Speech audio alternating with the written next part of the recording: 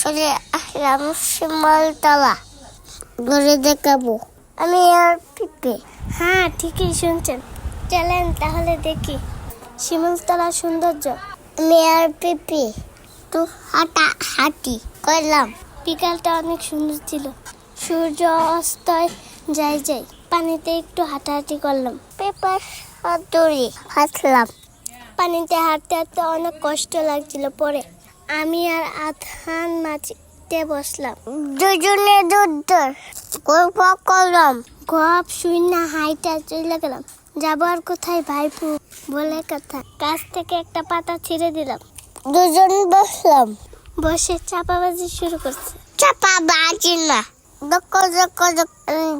লোক চড়িয়ে হাঁটাহাঁটি করে। ঘটনা সত্যি, সাকিব প্রমাণও আছে। এটাই বাস্তব